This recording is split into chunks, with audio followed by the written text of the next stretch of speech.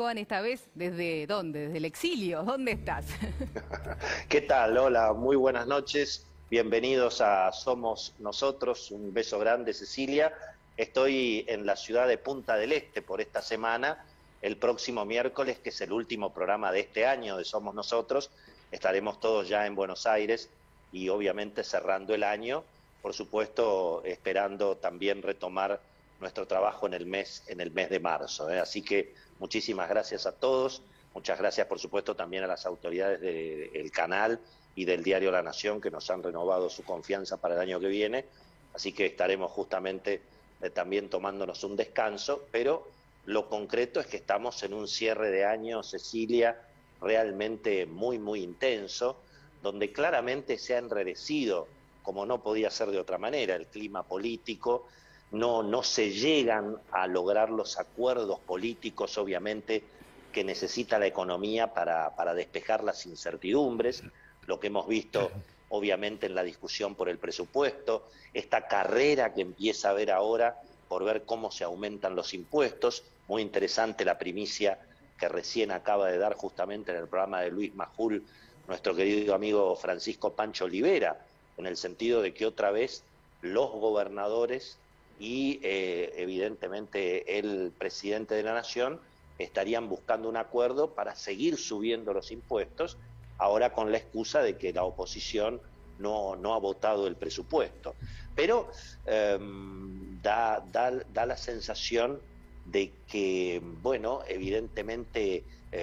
solamente los acuerdos son para subir los impuestos y veremos efectivamente un festival de aumento en el impuesto a los ingresos brutos en muchas provincias, el intento de generalizar el impuesto a la herencia y bueno, y por supuesto lo que hemos visto recientemente en el Congreso, donde incluso tenemos una placa para mostrar, mirando cómo ha quedado, cómo puede quedar eventualmente el impuesto, allí lo tenemos, ¿no? El impuesto a la riqueza, si lo que se aprobó en la Cámara de Diputados eventualmente pasa el Senado, tema que habrá que ver también cómo juegan las nuevas mayorías y los nuevos acuerdos políticos en el Senado, donde están obviamente representados los gobernadores, porque lo concreto es que sí, si bien se alivió el impuesto a los bienes personales, mirando por supuesto la cantidad de activos, y efectivamente quien ahora va a haber que tener un mínimo de 6 millones de pesos para pagar bienes personales, lo de antes era realmente ridículo, $10.000, piensen ustedes, un auto y una moto, ni siquiera era para considerar rico a un argentino. Bueno, esto naturalmente se ha corregido también el valor de la vivienda única familiar, que está exenta del impuesto a los bienes personales, lo estamos viendo ahí en el gráfico, pero se están manteniendo las alícuotas máximas e incluso se aumentan las alícuotas para patrimonios arriba de los 100 millones de pesos o arriba de los 300 millones, y lo que se había prometido, que era que por única vez se duplicaba el impuesto a los bienes personales para activos declarados en el exterior, bueno, eso que era por única vez parecería que va a quedar por lo menos por el año que viene, y todo indica que se va a mantener. Así que evidentemente estamos viendo algo que les hemos dicho durante tanto tiempo en este programa, que es precisamente que, bueno, los únicos acuerdos políticos que finalmente hay en la Argentina entre el oficialismo y la oposición, bueno, tienen que ver en definitiva con aumentos de impuestos, ¿no? Y bueno, y entonces da la sensación de que finalmente también cualquier cosa puede pasar. Ha intervenido fuerte el gobierno en el sector agropecuario, se ha vuelto a la figura de los fideicomisos, con el problema que tuvieron los fideicomisos durante la administración de Néstor y Cristina Kirchner, muchos de ellos sospechados obviamente de fuerte corrupción. Bueno, ahora se intenta crear un fondo que por supuesto se le va a sacar la plata a los productores y a los consumidores. Se intenta crear un fondo de unos 150 millones de dólares para intervenir en el mercado del trigo, en el mercado de la carne, en el mercado del maíz, supuestamente, claro, con el argumento de la mesa de los argentinos. Con lo cual estamos viendo, bueno, que se repite el relato es inflación, cepo, relato. Hay evidentemente una continuidad en ese sentido y un panorama difícil para el verano, porque es un panorama sin dólares, y fíjense lo que recién comentábamos al principio con Luis Majul, ni siquiera pagándole hoy al Fondo Monetario Internacional se ha logrado tranquilizar la economía, el riesgo país sigue por las nubes, arriba de los 1.700 puntos, el dólar cotiza entre 200 y 210 pesos, y eso que estamos en diciembre, y que las familias y las empresas necesitan especialmente vender dólares para hacerse de pesos y pagar las obligaciones. Estacionalmente diciembre siempre es un mes con mayor demanda de pesos, y todos sabemos que a partir del 15 de enero eso naturalmente se da vuelta. Así que bueno, veremos si los dólares del trigo, Cecilia Bufflet tiene algo de información en ese sentido, si los dólares del trigo pueden eventualmente ayudar a pasar el verano, pero evidentemente la situación no parece para nada estabilizada, ¿verdad? Y en el medio, bueno, en el medio la situación sanitaria, lo advertimos la semana pasada, bueno, el panorama evidentemente se está tornando otra vez preocupante. Es cierto que la cantidad de fallecimientos y la cantidad de internados